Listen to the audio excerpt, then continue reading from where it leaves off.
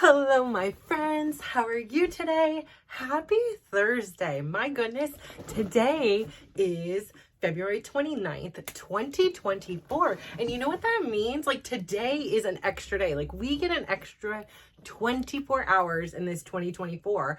And what are we going to do with it? And so again, hi, my name is Natasha, if you don't know who I am.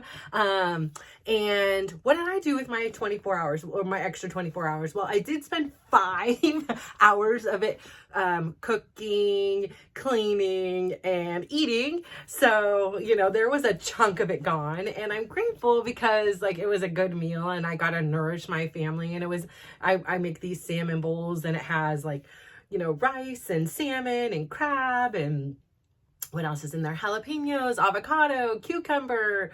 I like these little crunchy onion things in there, even though I don't like onions. And it has like this creamy sriracha sauce. And what else? Let me think what else is in there. I know there carrots and I can't remember. I think that might be it. Could be missing something. I don't know, but it's a lot of chopping and prepping and cooking and steaming and all those things. And again, like when I get done with it, like I'm grateful because I had a good meal, but on the same time, I'm like 5 hours. Like I did not like intend to spend 5 hours just chopping, cooking, cleaning, because I had to clean before, clean the things I cooked with, clean what was in the sink. Like I was like, I didn't sign up for this, but clearly I did. So, I laugh about it. And, like, again, I just am like, okay, this is an area where I need more efficiency, or I need to, I don't know a workaround for it quite yet, besides having a personal chef. If anybody loves to cook and would love to come cook for me or my family and prepare us nice, healthy meals, because again, like I'm even like running out of ideas. Like it's the same things on repeat, and none of them are that exciting. Like I ended up cooking this today because I had all the ingredients, except for I needed to run and get jalapenos and serrano peppers and cucumbers. But other than that, I had everything. So I was like, okay, it's easy. I don't have to do, like, I can run into Safeway as I pass it after Dylan's PT, and I'm good to go. So, I woke up this morning and I just felt like I woke up a few minutes before my alarm went off, which was great because I love that feeling. Like I woke up exactly when my body wanted to wake up. So I woke up, but I made the mistake of like, I had already set my alarm early so that I could snooze it once. And, I ended up like laying there in bed so comfortably. I ended up like snoozing it twice, but then I got so comfortable like laying there. I was like, now it was like I almost had like reverted and felt even more tired. So I ended up finally like getting out of bed. And as soon as I did, like I noticed, I was like, oh, the sciatic is like hurting. My arms were hurting from the workout yesterday. Like I just felt stiff. I was like, okay, yeah, definitely a 47-year-old woman today walking out of bed. It's a little tough, it's a little winter, the bones are a little stiff. And I go through my normal morning routine, but I was so grateful. Like I just had to take a minute and be like, I am so grateful for this new routine, because in previous years and days of my life, I would just, get out of bed and do like the process of the morning and almost not even like think or appreciate it. It was just kind of, again, in that default right-handed autopilot system. And like, there's so many things I now just appreciate about the morning. And then I get this like opportunity to fill a tank that is already like I didn't leave myself on empty, right? Like I filled my tank yesterday. And so like to just have this like top off first thing in the morning is so amazing. So I was in the spirit of gratitude, and I've been really enjoying, I've been doing the Apple Fitness Plus, because like I said, I have, for some reason I have a free 3 months, and I was like, sure, let's try it. Let's give it a gander. It kept popping up that like I have this free 3 months. I was like, well, I'm sick of seeing this. So yeah, let's go for it. And, I've been really enjoying, like, I would like to do some of the other fitness things in there. There's HIIT, there's, I've watched the dance, but I've never done it or anything, but I am digging the meditation. So I did the guided meditation again. I've been really kind of enjoying that because it's like a way of teaching me. Like, I like my own form of meditation where it's just like the, meditation melodies that I have on my phone playlist. And, sometimes it's just like, and then I open my window, I'll also hear the birds or, the hum of the freeway that's not too far away from here. And, it just is very like peaceful for the most part, unless it's like a stinking crow, which I cannot stand. Like, sorry, crow lovers. Like, there's something about a crow, and I know they're extremely actually intelligent. And like somehow, like I had read this thing that like if you wrong a crow, like its family members will know. Like I don't know, like if you like scare it or whatever. And I was like, oh my, I just. They are different. Their squawk is so heinous to me and annoying. It is like nails on a chalkboard for all of you guys that remember chalkboards and that terrible sound of nails on the chalkboard. Like that is a crow to me. I just can't. I love other birds. They're beautiful sounding, beautiful looking, but something about that crow, it just gets on my nerves. But anyway, so like I felt like, and even I'm getting better because like, they're not on my nerves. I'm just like, okay, it's just an annoying sound, or whatever it is. So anyways, I'm not perfect. And you know what? Crows will probably still, they are very low on, let's get to the root of why a crow pisses me off. Thing to do. There's a lot of things in line before we get to the crows. Okay. So we're going to have to just be okay, not being okay with one another. But anyway, so I like in the spirit of gratitude, I was like, yes, I want to do a gratitude meditation this morning. And it was really cool because it's just, it opens my mind to like a way of thinking I'm just not accustomed to. And so like in this meditation, one of the things they said was like, just be super grateful of like everything like around you, from like, just like all the things that make your life more convenient, from like your soft bed and, just all these little things that we take for granted, like, your robe or, the house shoes or the, the warm water in your shower, the toothbrush or, the mechanical toothbrush in my thing, because I love my mechanical toothbrush, from the car that gets me all the way to Fremont, like just so many of the things. And it just was like, oh my gosh, yes, from like the maker of my clothes and, just so many different things, like really kind of, it started my day with such like an overflow of like, wow, there's so many great things around here and so much to be grateful for on this Thursday morning, even though my body is feeling a little bit stiff and I'm feeling a little bit uncomfortable. Like, it's okay. So again, I had already been super grateful for like my morning experience. And now I was able to like even expand on that like gratitude feeling, which I think was like super helpful on a day that I was feeling a little bit of like physical pain. So I took my shower, I did my whole dry brush, hot shower, cold shower, and I made sure to like spend a little extra time on my, back and kind of, okay, get the hot water on there. Let me get the cold water now on there, and, try to help give it some love and be like, I'm sorry, I've pushed you. And, like, I know it hurts, like just kind of like trying to rub it and be really nice. But I'm going to be honest, like there was a second when I was driving to the gym because it was like even heavier traffic than usual. And so I think it was like a 43-minute drive. Like there was a second in my mind that I was like, because I had, Dylan had originally had his appointment with a post-op appointment with his surgeon today, but I scheduled these months ago, but I didn't like coordinate the two. So it was like, we were going to have to go at 9:45, which meant I was going to miss my class, which was fine. It would be okay.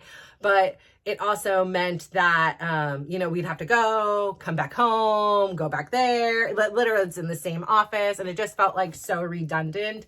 And Dylan also had school in the morning. And so I was like, listen, let me, if it can work next week, I'll make it work next week. And it ended up, it did. So I was like, okay, we'll just push it off till next week. But there was a second in my mind that I was like, I should have just kept that appointment. Like the traffic is heavy. My back is hurting. I'm feeling a little bit sore, even though I was super grateful. Like I was grateful I did all those things because like, at that point, I probably would have just, old me would have turned the car around and been like, listen, we're not committed. It's not like you paid anything extra to go to this class, or, there's no, you're not going to fail the class if you don't show up today. It's not like nobody's going to like you suddenly, or, you're going to gain back all your weight, or you'll never dance again. And I was like, no, just, like that wasn't even a consideration. So it was just like, the thought was, maybe I shouldn't have rescheduled. And then the minute it came in, I was like, no, I'm so glad I get to go do this. Like, as soon as I get there, as soon as I hear the music, it'll be fine. So the first class was going to be a struggle. I knew that because there was so much traffic. Like, I was driving and I was like, listen, I don't usually drink coffee. And when I do, like, they have these small coffee cups. I have them fill it with ice. And then I put like this tiny bit of black coffee in there. So, for the average person, it would do absolutely nothing. But somebody like me who doesn't drink caffeine, it really helps. So I was like, you know what, I'm going to drink coffee as soon as I get there. But I had got there so late that I like needed to get my mat and my ball and my weights and clean everything. And then, they don't have any big towels anymore in the lobby. So I had to go all the way into the locker room. And then I had to go to the bathroom. And by the time I came back, it was like, the class was about to begin. I couldn't go have the coffee. So I was like, that's okay. After this class, then I'll hit the coffee and it'll help me to get through the next class, which is the high energy class. So I felt really sluggish and tired through the entirety of that first class, but I did it. So that's the whole point here, right? Like, I don't have to be at yesterday's best. Like, yesterday I might have been at an 11, right? And today I might have been at a solid 4, but I was there. Number one, that's a 10. Like, you showed up, I got in the car, I drove the 43 minutes, I parked my car. I didn't say, I'm here, I'm turning back around and going home. Like, all along the way, I could have done that, right? Or I could have been like, I'm going to the mall. I could, you could do, and gonna go sit at Starbucks, whatever it is. Like, I was there, I did it. And again, like I said, it may not have been I may not have set any PRs, okay? No personal records there. But I did, like, in so many ways, because I still went. I showed up. So the Natasha today was able to persevere and understand with compassion, like, hey, that's okay. Just come and do your best today. And that's all that counts. And I did. And I'm not saying I did terribly, and even maybe been better than a 4, but it just, I could feel it was a little bit different, but I wasn't beating myself up about it. I was really nice and just said, maybe I was thirsty. I don't know what the reason is, but we're just going to kind of go with it. And so when that class ended, I for sure ran to the coffee. I was like, may I have a cup of ice, please? And, I filled up my little thing of coffee, which it gets totally watered down because the hot coffee, like, melts the ice, but it's now cool enough to drink. And, in the 5 minutes I have between the 2 classes and going to the bathroom and all that stuff. So I like pound a little bit of coffee, I wash my hands, go to the bathroom, do all that kind of stuff. And I come back and like, one of my sweet friends I talked to last week was like, Natasha, like big hug. And, some lady ends up coming up to me. I'm like trying to drink some water now to like get the coffee breath out of my, my mouth. Cause again, I'm not a big coffee drinker or anything. So, I'm drinking my water. I'm just kind of like doing my thing. And I was like, I'm tired of it. Like, even my friend that I was talking to last week, she's like, but you're here. Like, and I was like, exactly. So I'm tired. I may not be, my normal crazy self, but I'm here. And that's like my best today. Like, that's what I'm going to do. And she's like, yes, she's like, don't worry. I know you. As soon as that music comes on, it's going to be on like Donkey Kong. I was like, it. Like, I hope so, but it. And so this lady comes up to me. And again, like sometimes because I was in this spot for so long and I was, very comfortable there. I was, getting what I needed. I had that really close. So I was in I felt like I was in Javier's force field. Like it wasn't about anybody else. It was like, it was a private class between him and I. It kept me super focused. It kept me really unworried about myself. And, again, where I stand, I didn't really see myself in the mirror too much. So I wasn't tripping out if my arm wasn't the right way or whatever it was, but it was just this really focused experience. And so kind of each of the classes now, I'm trying to within the same kind of range. It's between here and here, just because I have been in a bad car accident, which like injured my neck. And so to like spend a whole class turning one way or the other, like I go home and I'm in like, my neck is in a lot of pain. Then the next day it'll be hard for me to sleep that night. And so it's just, if I'm in this zone of him, where I'm pretty much head on, it's much more pleasurable for many, many reasons. I'm still just, like I don't look in the mirror. So like to be on the sides, it's like, I'm not the one. Okay. So, maybe someday, and I've tried it, and it's fun stuff over there, but it's just, again, a different experience. So I say all that to say, so she comes up to me and she was like, I've heard so much about you. And I like feel bad because I've honestly never seen this woman in my life. Like I may have walked past her, and I'm usually very friendly. I'm like always smiling, like past everybody. I'm like, hey, hi, like again, I am this person, like, if you look in the class, like which one of these don't belong, it would be me. I'm this tall, white lady in this class. And, I'm a little bit different and wild, and, I'm not part of a clique per se. There's, little groups around here, and not really cliques, but like groups. I mean, many of these people have been going to the gym for over 20 years together, or 15 years, or 7 years, or even 5 years. And again, I'm one of the newer students in there. And, so I'm not privy. I don't speak the same language as many of them. Like they do also speak English. So I do speak that, but like their, natural first language, they converse with, and I don't, whatever you do, you boo. I'm not worried about, I'm not here. I'm not tripping on it at all, but I'm so friendly with everybody. I'm always saying, hi, good job, whatever it is. Like, even if like I'm not sitting there like really watching them or whatever, like I see them, they're in my zone. And so I'll be like, good job, like it's just fun it just lifts the whole energy of everybody. If you're elevating one, I feel like you see, like if I say good job to one of them, if I give them a high five, like their next song, they're even going a little bit harder, which then makes the person next to them like push a little bit harder. And it just like elevates the whole vibe in the classroom. Like it's just so much fun. And I just love, again, like I say, like just giving somebody a compliment, giving them a fist pump, because I'm super sweaty. Like I'm a sweaty human when I get dancing in his class.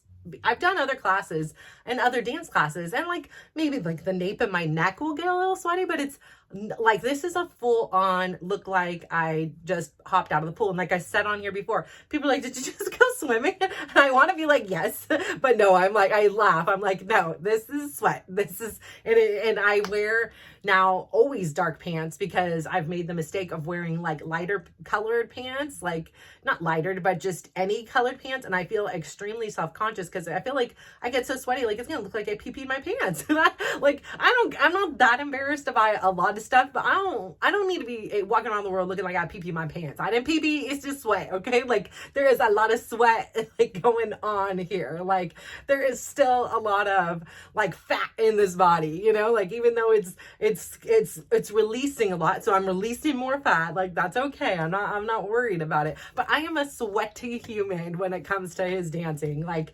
I laugh because I'm like, okay, 3/4 of the class way through, like if you're around me, you're in the splash zone. Like when that hair gets flipping, like yeah, y'all, I have on occasion seen the sweat. I'm like, oh gosh, so my bad. Like I won't hair flip that hard this next time, but it's so fun, right? Like I totally get now why like Beyonce has this whole alter ego up there. And I'm not saying I'm Beyonce status at all. Like bow down, Beyonce, bow down, Shakira. Like y'all got it. Like, okay, I'm not even saying I'm at this level, but like mentally, right? Like to be able to go into this classroom and be whoever I want to be and move however I want to move is just so freaking freeing. Like, who cares? This is not Natasha out there. This is just some random girl having a good old time. Like, that's it. Like, she is exploring ways to move her body. She is feeling like,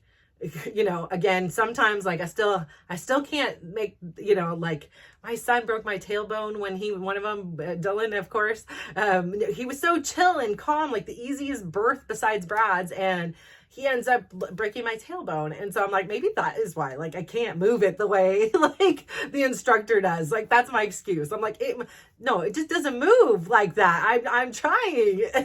Maybe I'll get there, but it does its own kind of movements. It's just not like his movements, which are just, a whole nother level. So maybe I've got another like 15 years to figure out, hair in my mouth, to figure out, why, how to move it in the right way. I got time. I'm not in no hurry. There's not like I'm on a show to like say, this is a twerking or moving your butt class or something like that, or judgment or whatever. Anyways, I say all that to say, like, it's so much fun. But I had this lady. So she comes up to me again, like, I feel bad because I have literally never seen her before. And she, like I said, she could have danced behind me for weeks and months, and I was just in my zone. And then whoever was kind of around me, or, you walk past before and after class, that's fine. Or the ones that from multiple classes. And she starts talking to me, and she's like, do you know, like, how much of an inspiration you are to people? Did you know, like, I have a friend, and she was telling me all about your story and how she's even watched you, like, transform, and how, like, slow but consistent you've been, and how disciplined you are, and you're always coming to class, and you're always full of energy and smiling, and you're always really kind to everybody. And I was just like, no way. Like, I can't, like, that's what I want, right? Like, when I think about that one lady that I talked about last week, who, her impression on the world is the first thing when somebody says her name is like, what a bee. Like, literally, like, I saw a text, somebody said, like, a past instructor said, like, what a bee. This person has always tried to get other instructors in trouble when she's not getting the attention she wants and all these things. And I'm like, is this the legacy you want to live? And again, I'm not going to sit here and judge anymore, right?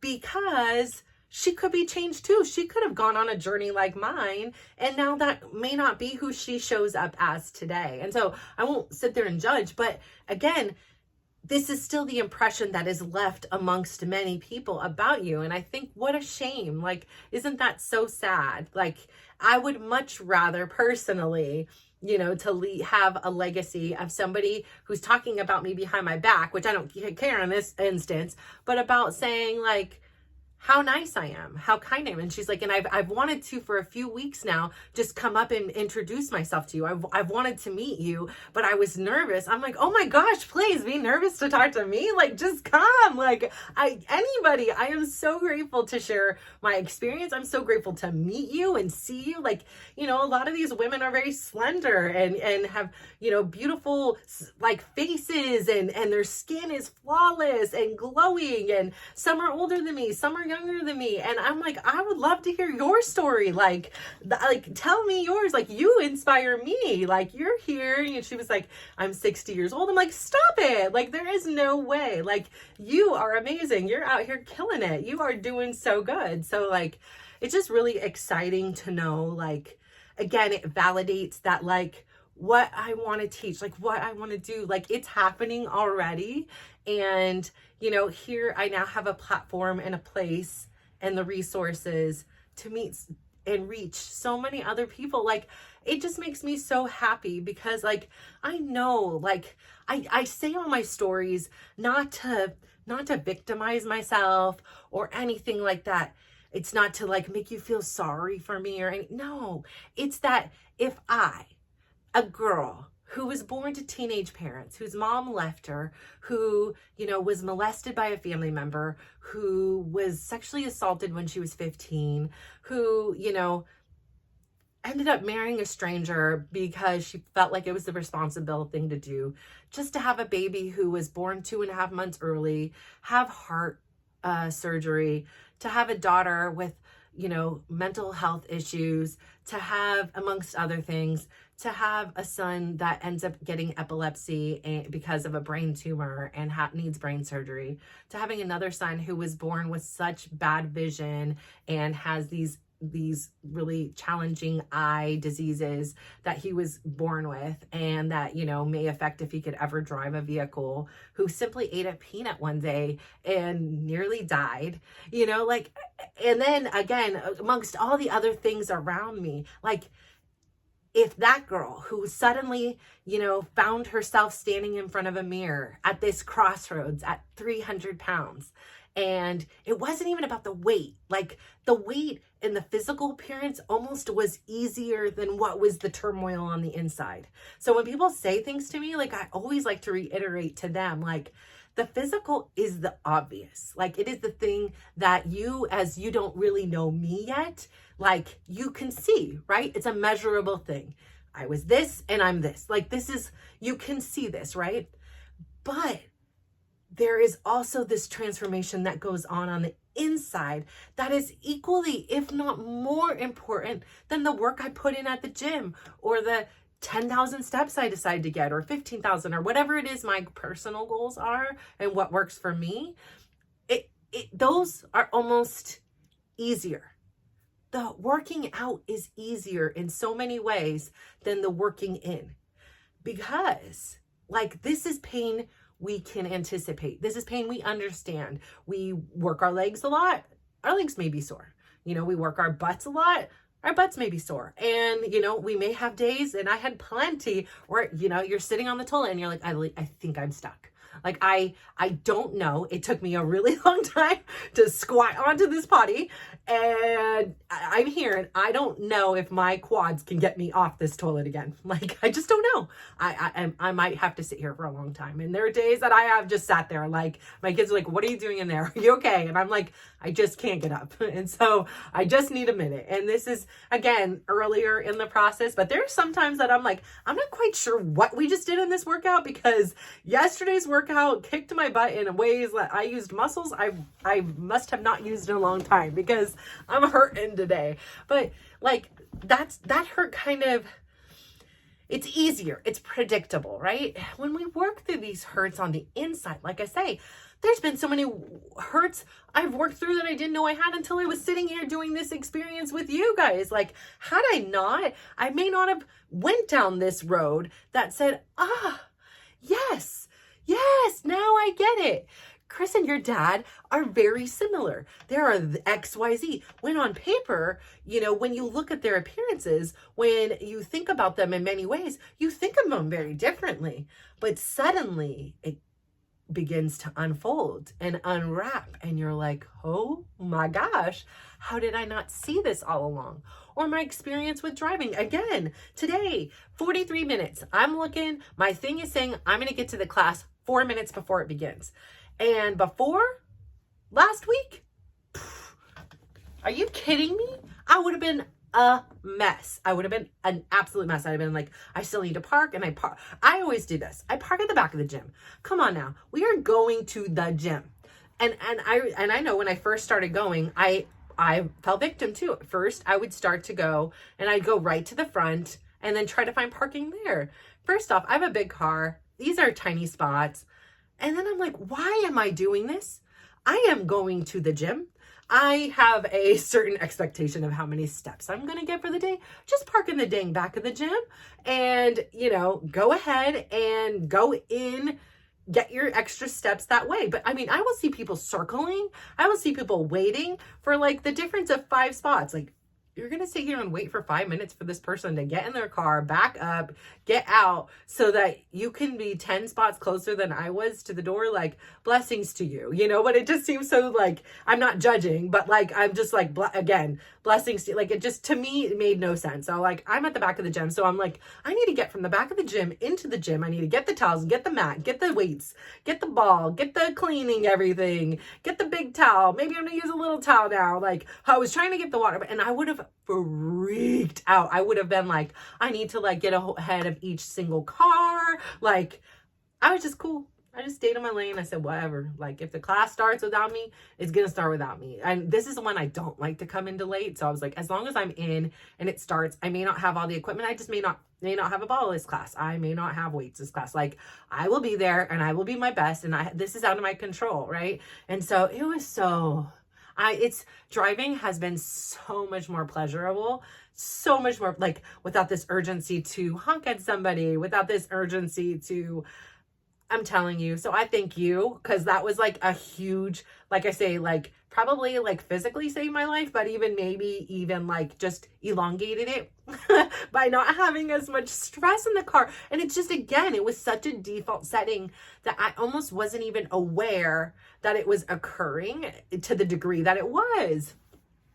So anyways, I get to the class. It's so much more pleasurable in this experience, like my whole way there. And I'm just so grateful for that. But all these healings, all these things that work on the inside, now that's where the true courage comes. Because again, it's a lot of, we have to take accountability. Like we have to acknowledge, like we have to look at ourselves like with like honesty. Like a lot of times, it's been easy to like blame in certain circumstances, like, oh, this is Chris's fault, he makes me do that. Like, but no, like I have to raise my hand and say, I did those things. Like I played part, I gave up my power, I did these things. It wasn't him, it was me. And I have to realize, well, why was it? And so like going back, and again, I call it a very wonky-tonky experience.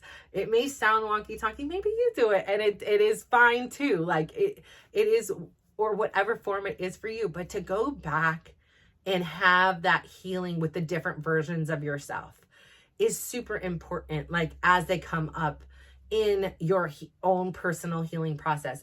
And I believe that the two go hand in hand, that I think that at some point, yes, I could sustain the physical, right? I can push through and, continue my sisu, continue my grit, and push through and, become this physical beast. And that's possible. That's okay. But it's just, again, still, it doesn't feel right with my soul. Like when I try to connect with my, younger self inside of me, like she didn't want to be a badass, for lack of better words. Like that wasn't her goal. Like it wasn't badass Barbie. Like it wasn't. It was sweet and gentle and kind and loving. And along the way, life had dealt me some cards, but it also dealt me good cards. Like I will never, like for the majority of my life, I would only talk about the wonderful things in my life. And now I'm in this era where I'm talking about some more of the challenging things, because they deserve some recognition. They deserve some, retrospective healing and, conversation. Like, some of these things I processed as a 2, 3, 7, 8, 15, 17, 19, 20, 25-year-old woman who didn't have all the knowledge and experience and stories of other people and, readings in books and philosophies and experiences that this 47-year-old woman does now. And so my experience, like if these things happen now and I was in these situations, I have a broader view than what I had when I was younger. And that view is a lot more forgiving. It is a lot more loving. It is a lot more understanding that while these things were not right, while these things were not deserved, and of course in an ideal world these things just simply wouldn't have happened. Now I would be a completely different person. And so I do believe that, not in a way like these all happened, like everything bad is so good because it leads you to this thing. No, I mean, I'm realistic. Come on now. Like, who wants to go through crap? Like, who wants to go through anything that's less than lovely? It's never like, oh, hey, I'll do it. I'll take one for the team. And no, like, of course not. Right. But I am so grateful for those character building experiences now. Then, of course, no. Like, I didn't understand. I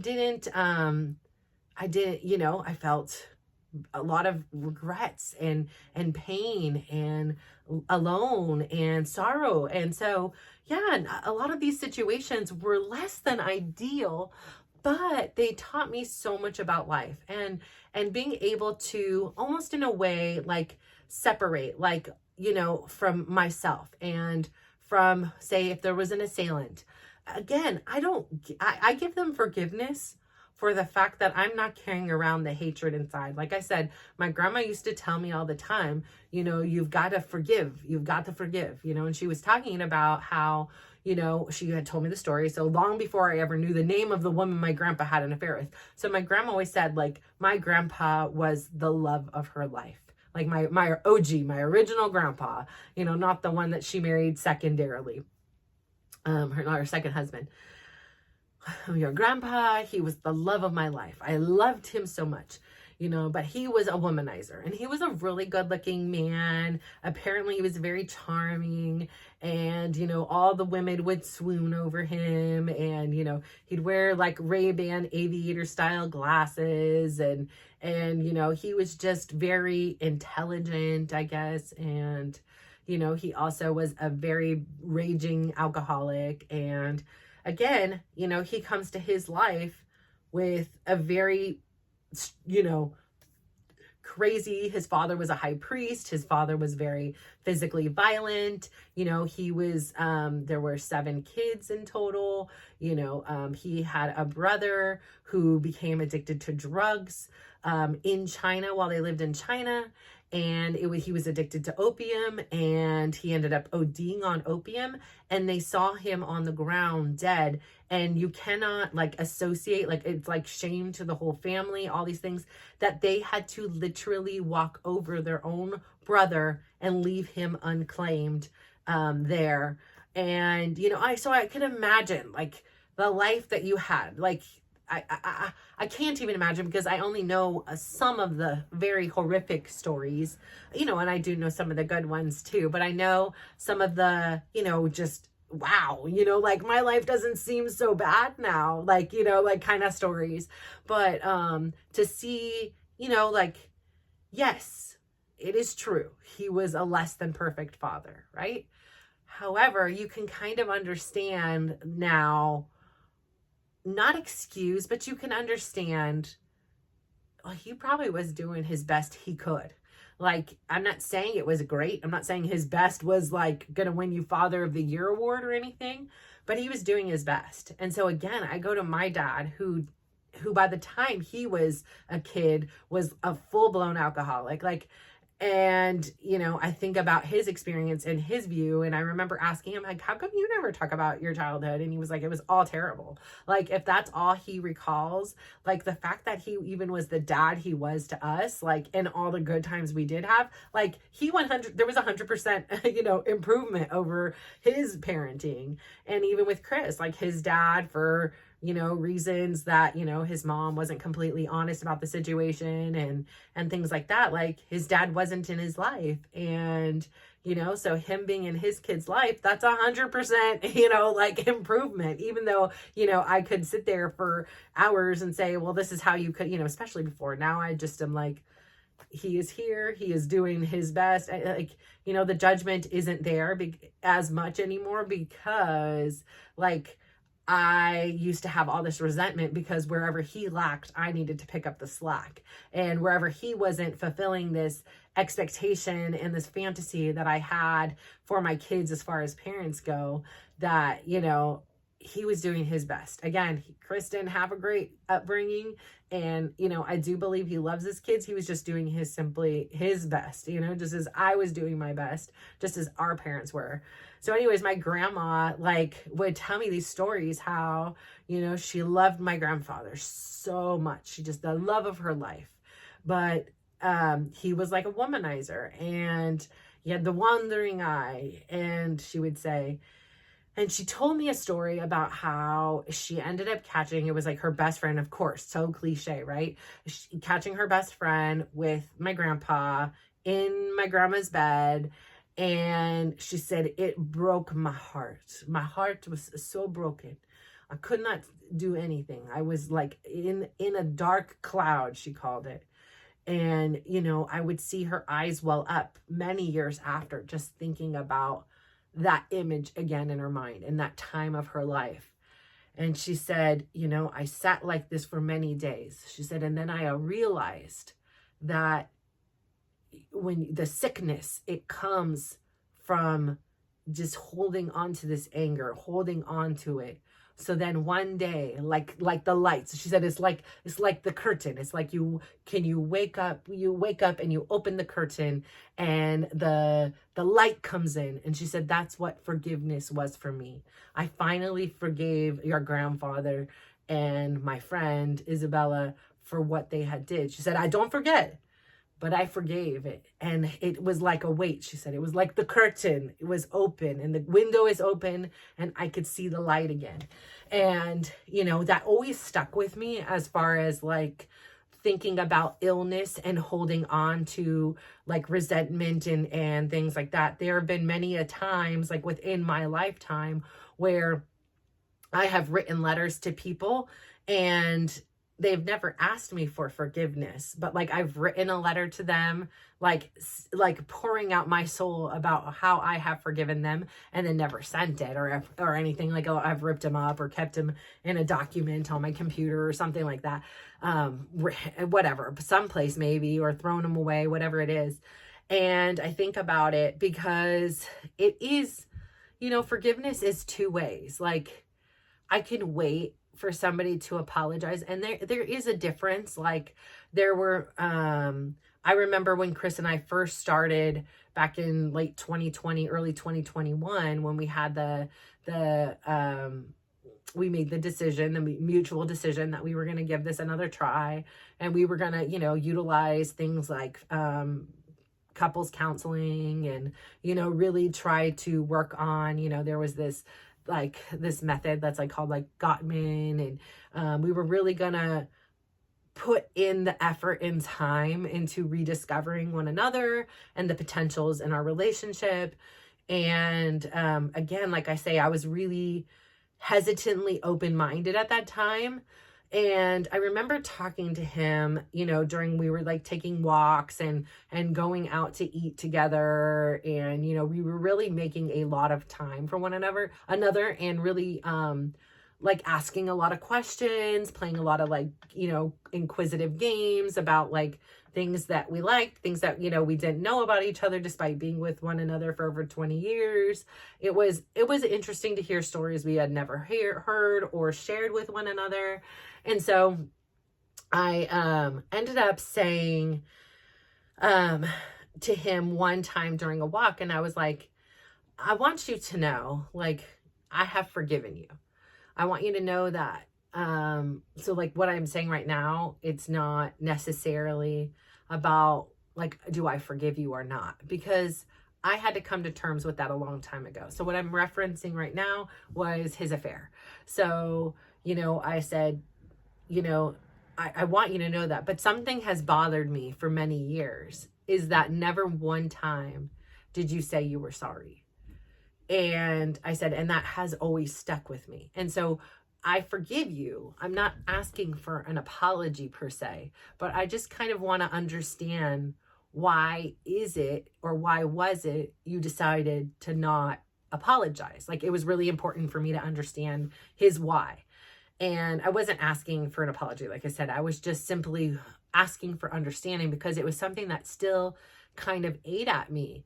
And initially he was like, I did apologize. I don't know what you're talking about. And I was like, okay, so I'm sorry if for some reason my brain, which has a very good memory, but is not perfect. So if my brain for some reason does not remember this, can you please refresh my memory and tell me when you apologized?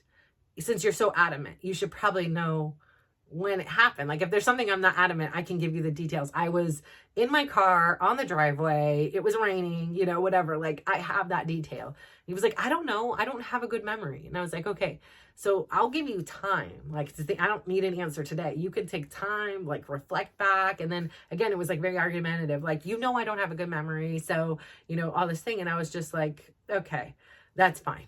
Like, it wasn't to disagree or agree. I just wanted to know that you remember it as you did apologize. I remember it as you didn't. Fine. And we went on about our thing. And then I think it was, you know, I felt a little frustrated then, because again, I was like, either he did and I don't remember, or I'm being made out to be, you know, I'm taking this as like, he is more concerned about being right than the fact that this hurts me still. Like, I still have like unresolved questions and concerns, like in regards to it, like about why he didn't apologize, not about the philandering. And eventually he did, and it was either that same walk or perhaps another one, and he did turn and he's like, I would like you to look at me, you know, like, and he was like, I thought I did apologize, and if I haven't apologized, then I should really do that again now, and I'm really sorry that I did that to you. And, you know, he gave me his whole apology. And again, like, it didn't change anything inside of me because I had already forgiven him for what had happened. But what it did was it did give me some peace that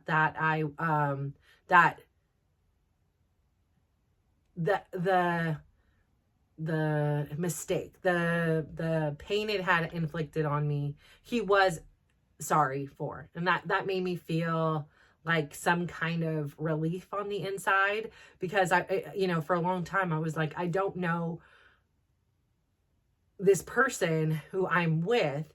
I just don't know if we have the same kind of values and the same kind of just kind of vision for life, you know, like that. And so that was kind of important for me personally. While I had forgiven him years ago, there was no way I could live my life for that many years with him without forgiveness. Otherwise, I would be just absolutely cruel, absolutely mean, because I'd have all this anger inside towards this event. Again, it was something I kept very private, that regardless of what he said and yelled about me in front of the kids and did to me, like, I held that in for the majority of our marriage. It wasn't until like years, like a couple years ago, when everything was out on the table, I was like, you know, and the kids are obviously, I try to keep them uninvolved because they love both their parents and they want both their parents. But I keep a lot of it quiet, whereas he more leans upon the kids and talks to them and shares with them information that I believe is private for the two of us.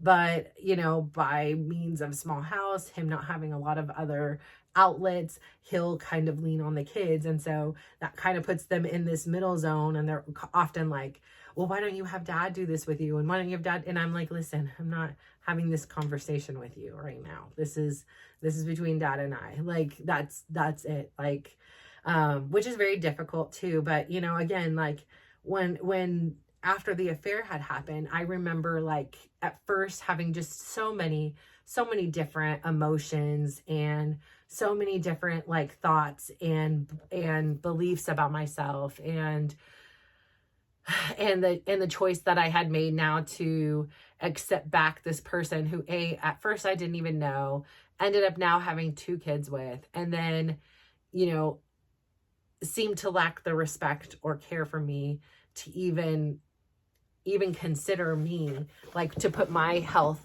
in jeopardy. Like, was really like, it's one thing to put my emotions in jeopardy, that's okay, but to like actually put my health, when I'm, you know, the mother of 2 kids, one of which was a sick kid and one of which wasn't even 1 year old at this time. So this is a long time ago. But I remember having to come to like places in my own self where at first, you know, we didn't, I think we just started getting cell phones back then. Like, you know, like they weren't, you know, we still had home phones and cell phones. Like, you know, it was a long time ago. So life was a little bit different. You know, the internet was now just becoming super popular for everybody. You know, there's like AOL or whatever. It was a whole different kind of world back then. But I remember like, I remember one day he came home and I was doing laundry and his wallet was in the thing.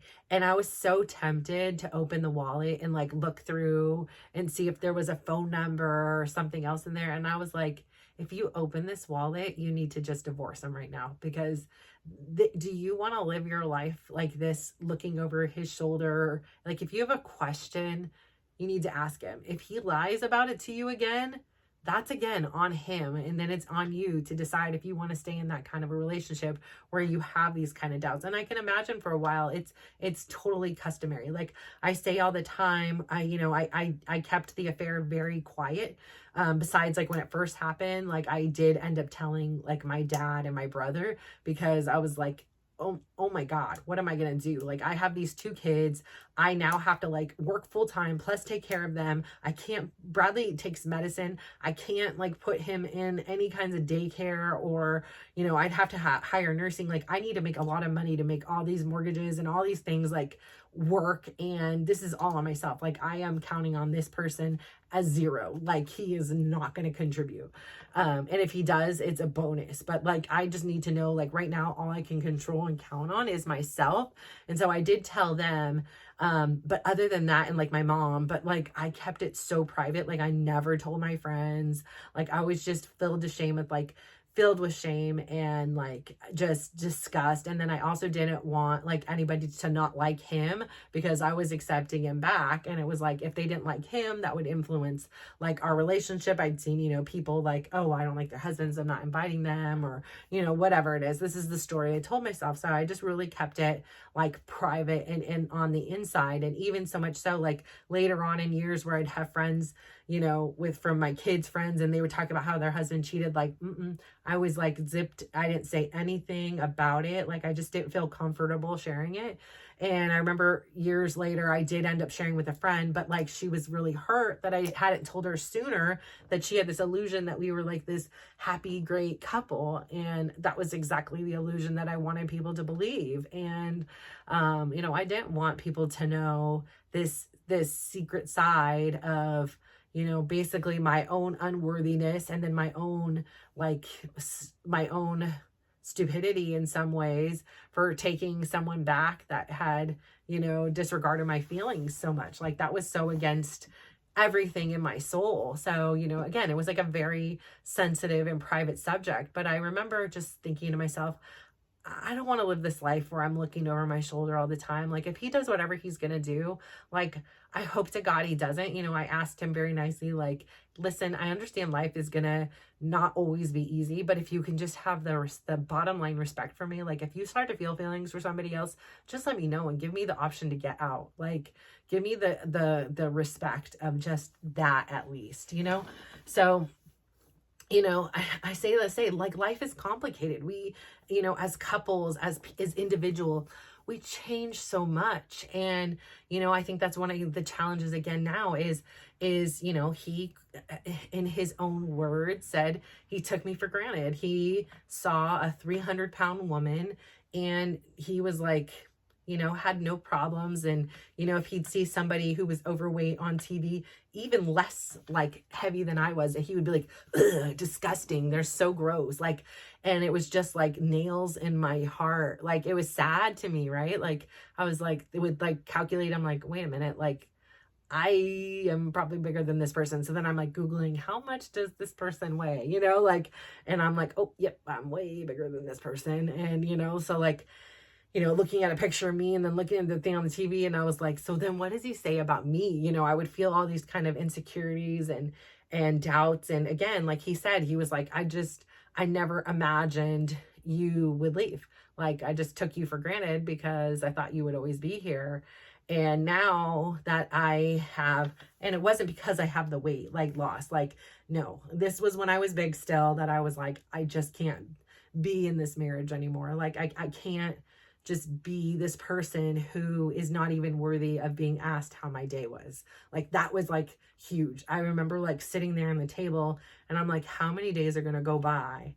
And now again, this is like where your energy goes, or where your focus goes, energy flows. And I was like focusing on like, let's see if anybody, like proving my theory, like that nobody cares, or at least specifically in this situation that Chris did not care. I was like, how many days are going to go by until like, I'm, asking, hey, how are you? How was your day? And here I go to the grocery store and I see some candy or treat he likes and I bring it home for him. And, there's no like acknowledgement or thank you or anything. It's just, again, all these things that were like expected and all these things that had happened, all these times that like, he'd want to watch a show, and it was like I needed to drop what I was doing so I could watch the show with him. And and again, these things are not Chris's fault. They were just things that I finally had opened my eyes to and was like, enough is enough. Like, I am a person too, and I deserve to be loved. And then I realized amongst like, I'm like, I am just focusing on Chris right now, but really the issue is I am not loving myself. And like, if there comes a point that I love myself enough, then his love or lack thereof is not going to influence or affect me in the same manner. So that is where I really was like, I'm going to begin. And so when we first started I had already started my personal journey. And then when we started our couples therapy was shortly after that. And what I found was it was really difficult for me to focus on both. Like, I felt like whenever I would focus on us as a couple, I needed to take away time from focusing on me as an individual. And me as an individual was not quite healthy enough or strong enough or like habituated in these new routines enough to sustain that. And so I would often it was like this like juggle. And it was like, I often was like, oh, okay, I'll give up my self-care Sundays for you to come to the beach with me because I know you want to go, and that will kill two birds with one stone is I'm at the beach even though I'm not really there by myself and getting the whole thing, but I am there. So again, it was just, I realized it's just too easy, or at least at that point in time in my life, it was too easy to sacrifice myself per se in order for like the greater good of our relationship or of whatever relationship or whoever it was.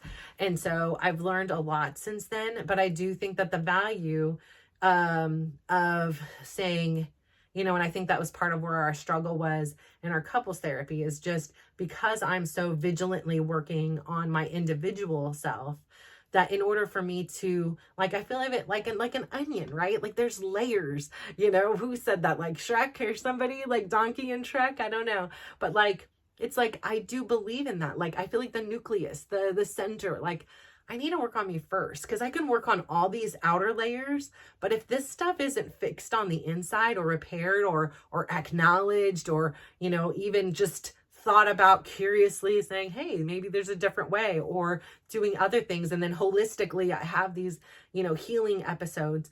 If we're not working on ourselves, if we're not working on our nucleus, on our center of our onion here, how can we expect these next layers, the relationships with our significant others, the relationships with our children, the relationship with our family, relationships with our friends, our coworkers, our colleagues, our, gym mates, whatever it may be, how can we expect them to thrive?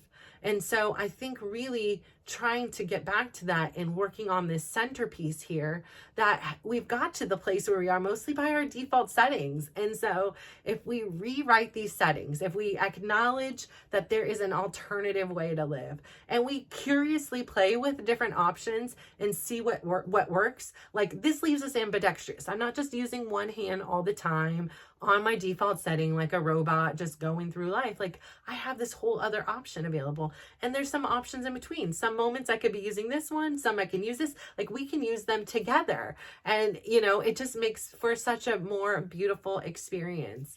And so I'm going to finish off here with that, but I thank you so much again for tuning in. I thank you so much for listening to me and my stories, and I know they sound like, I don't know what they sound like to you, but what they're intended to do is really just spark some creativity to just let you know that, like, maybe in some ways, like, if this girl who had all these adverse things happen to her, all these character building moments, and I'm able to achieve the things that I'm able to achieve, if I'm able to do the things I'm able to do, if I'm able to heal the hurts that are inside of me, then by golly, you can too. Like, you are amazing. Like, I am so proud of you for listening this far into this. And I really can't wait to get these published and out there so that they can reach people. Because if I'm reaching people in the gym that I don't know, and I'm in a gym full of, 60 people on any given class, let's say, and people are noticing, like, what I'm saying works. there is proof in the pudding. Like, it works. And so if it works for me, it will work for you too. And you having the courage to even listen to this and be curious, like, you are already on the path. You are already on your journey. You know that, like, the mediocrity of life, the accepting all these pains, like, you can wake up every day joyous. You can find joy in the face of any kind of adversity. Like, when I hit that class and I was next to Shelly, even though today I struggled, I drank that little bit of coffee. I had my tank filled by this stranger who I never met or saw, and like filled me with these kind words. And it's like, it's compounding. Like, it is happening on a rapid succession. And then I had my little Energizer bunny friend next to me who I loved being in her energy force field. So I just turned up, and the minute that music hit and it was like that first move went, I was like, it's on. And it was just crazy town, for the next 50 minutes of just pure, unadulterated fun. So I thank you so much. Please go out there and find your fun. And if you could do me just one favor, go out there, give somebody a big smile, give them a compliment, and just watch how they glow up. Thank you so much. Mwah. Bye.